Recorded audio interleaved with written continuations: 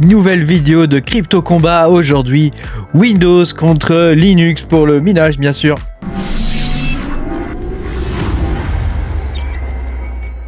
Bonjour les amis, je suis très content de vous retrouver aujourd'hui pour cette nouvelle vidéo où on va parler de Windows et de Linux. Pense à mettre un petit pouce bleu et puis à t'abonner à la chaîne si jamais t'es pas abonné, ça peut arriver. Voilà, et puis je te rappelle que tu peux me soutenir en allant sur patreon.com/makertronic. Tu pourras voir mes vidéos en avance. Alors on va pouvoir commencer cette vidéo, donc je vais te parler aujourd'hui de Linux et de Windows. Pourquoi souvent les gens minent sous Linux et pourquoi il y en a qui s'accrochent encore à Windows. Je vais t'expliquer un peu tout ça dans cette vidéo. Alors déjà Windows, faut savoir que c'est un système qui est multithread, qui est préemptif et qui fonctionne avec des DLL, des bibliothèques qui sont partagées et donc qui chargent dynamiquement ces DLL. Le seul problème c'est que ça peut poser des problèmes de fragmentation de mémoire sous Windows. Donc ça c'est un des plus gros soucis de Windows, c'est la gestion de la mémoire. Tu auras compris que quand par exemple tu dois ajouter 3 cartes graphiques, il faut que tu ajoutes par exemple si les cartes graphiques ont 8 Go de mémoire, il faut que tu ajoutes dans le swap 8 Go de mémoire pour chaque carte. Donc ça veut dire qu'il faut que tu as un gros disque dur. Donc ça c'est vraiment un des plus gros problèmes de Windows. Après Windows c'est un OS qui est quand même super intuitif, souvent les gens l'utilisent pour ça. Il a un excellent support logiciel, voilà, il a une interface utilisateur qui est vraiment de très haute qualité, et puis il a des pilotes qui sont quand même souvent récents. C'est rare qu'on ait des pilotes à jour sous Linux et pas sous Windows. C'est plutôt l'inverse qui se passe en vrai. Voilà, après, Windows, tu peux avoir des ralentissements dans le temps, puisque Windows fonctionne avec ce qu'on appelle une base de registres. Alors je vais essayer les gars de pas trop rentrer dans les détails techniques quand même, parce que on pourrait vite aller creuser profond, mais Windows fonctionne avec une base de registres, donc c'est une base de données, et cette base de données elle a tendance à se remplir, à avoir toutes sortes d'informations inutiles, donc au fur et à mesure c'est de plus en plus lent. Faut quand même dire ce qui est. Ça s'améliore quand même avec le temps. Moi, je me rappelle les premiers Windows, les Windows NT, c'était tous les 6 mois, il fallait réinstaller parfois, tellement ça devenait lent.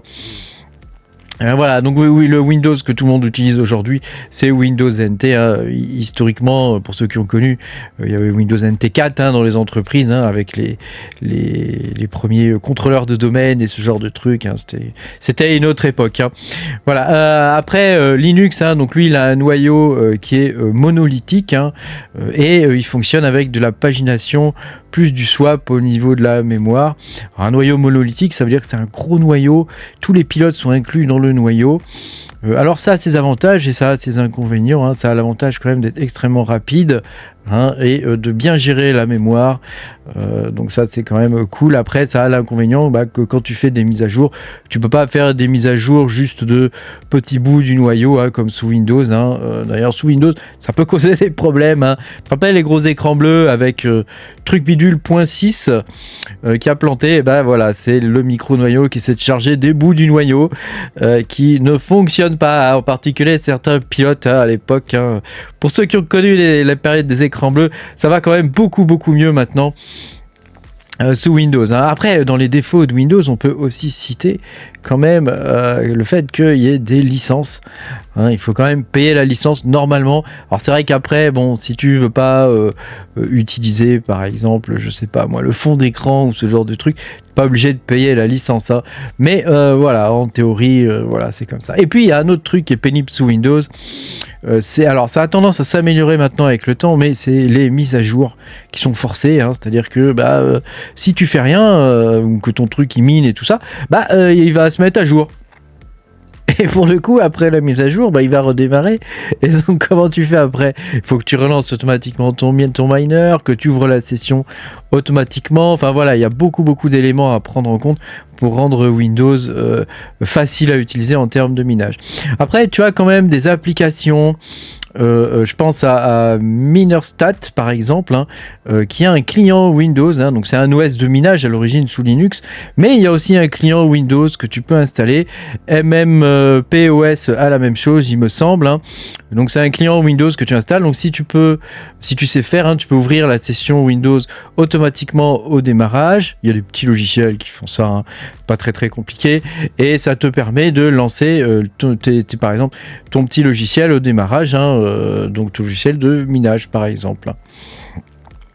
Voilà, bon, grosso modo, hein, tu l'as compris que le plus gros problème de Windows, c'est le fait qu'il devient lent avec le temps, qu'il y a des mises à jour et que, en plus, derrière, il y a une mauvaise gestion de la mémoire, hein. Et puis je te parle pas de la collecte de données, hein, en plus, hein, que tu peux désactiver, mais il y a quand même de la collecte de données, hein. Alors pour Linux, hein, qu'est-ce qu'on peut dire? C'est que c'est un système qui est rapide, qui est extrêmement fiable, hein. Quasiment toute l'internet fonctionne sur Linux en vrai, hein. Quand tu vas consulter des sites internet, tu vas sur Google ou des choses comme ça, derrière c'est du Linux, hein, qui fonctionne, hein. Et il est capable d'avoir une très très haute sécurité, ne serait-ce que par son architecture avec les utilisateurs, route, etc. Tu vois, tu peux arriver à gérer finement les droits. Bon, alors dans le cadre du minage, on ne le fait pas spécialement, hein. Certains trucs, même, on les mine en route directe, hein, ce qu'il faut normalement pas faire. Mais voilà. Après, dans les moins, hein, au niveau de Linux, hein, il faut compter quand même qu'il n'y a pas de pilote à jour parfois. Donc par exemple, imaginons que tu vas installer une baie de disque ou je sais pas quoi, il n'y a pas les pilotes ou il n'y a pas les derniers pilotes graphiques par exemple sur les AMD. Alors c'est vrai que maintenant c'est quand même de moins en moins, mais pendant longtemps ça a été très obscur, hein, les pilotes pour les cartes graphiques, ça a été vraiment très obscur. Et puis il y a aussi le fait que Linux, voilà. Là tu l'as sous les yeux, c'est pas très user friendly, hein. Alors tu peux le lancer sans l'interface graphique, hein, c'est ce que tu vois, mais en même temps c'est extrêmement facile à prendre en main à distance, hein, pour faire de la PMAD, de la prise en main à distance.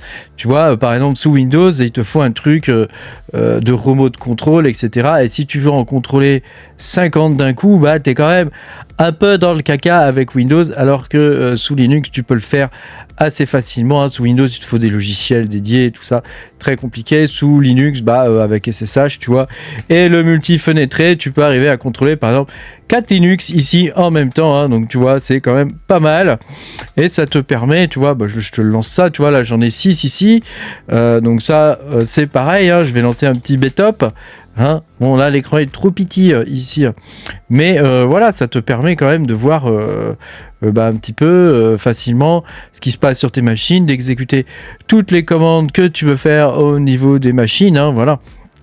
Après c'est vrai que c'est totalement en ligne de commande, hein, donc faut quand même apprivoiser l'animal, ce qui est quand même pas facile, hein. Ça demande parfois des années d'entraînement, hein, pour dire la vérité. Tout le monde n'est pas expert sous Linux, hein.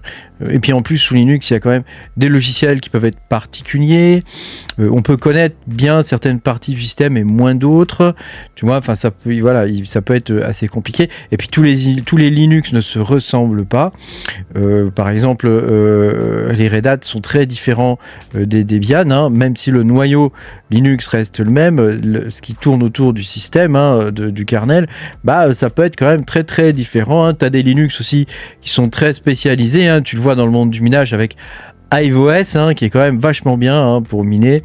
Voilà, ça c'est un des avantages de Linux, c'est qu'ils sont capables de le spécialiser et il est capable en plus de se réinstaller par défaut sur lui-même, quoi. Donc ça c'est vraiment un truc que Windows, je crois pas que Windows sache faire ce genre de choses. À une époque, on pouvait pusher des systèmes avec Ghost, pour ceux qui ont connu, hein. Alors je pense que maintenant il doit exister des systèmes un petit peu plus évolués, mais on pouvait installer des systèmes à distance, hein. Voilà, je pense que maintenant, en démarrant sur des environnements PXE, on doit pouvoir le faire sans trop de soucis, hein, mais voilà, quand même, iOS, ça reste super cool, hein. Tu tapes Hive Replace --bêta et paf, tu reclaques ton OS, hein, c'est quand même top, et ça te facilite quand même beaucoup la vie. Le plus dur c'est d'arriver à prendre en main ces fichues lignes de commande. Alors j'ai fait des vidéos, hein, qui t'expliquent miner comme un pro, hein. C'est ce genre de série de vidéos que j'ai faites qui essaie de t'expliquer un petit peu comment utiliser Linux, hein.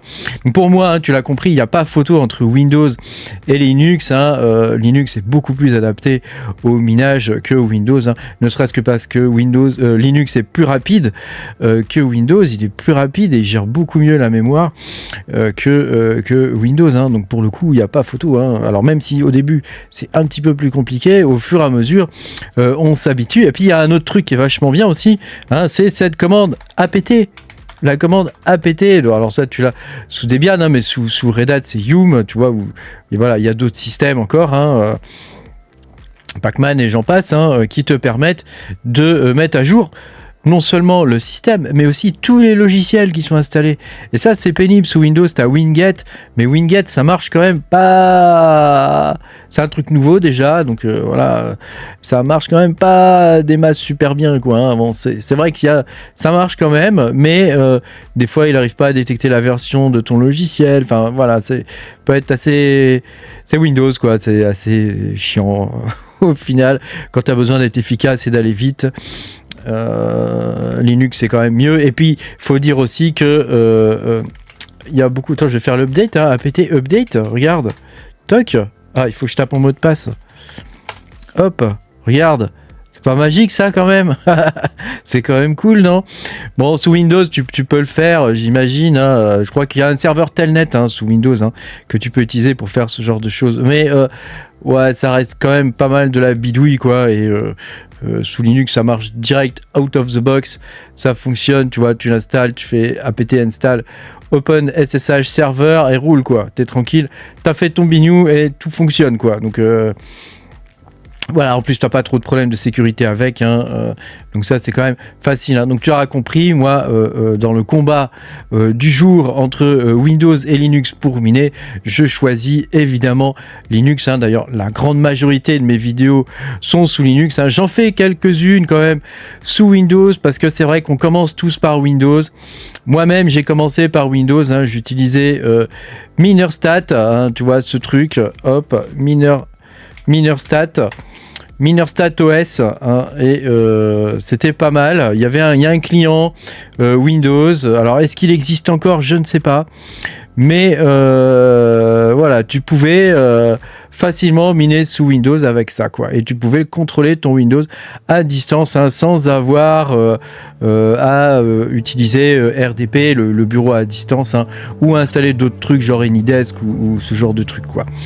Merci beaucoup d'avoir regardé cette vidéo. N'hésite pas toi à me dire ce que tu penses de tout ça dans les commentaires, hein. J'essaie toujours de répondre à tout le monde.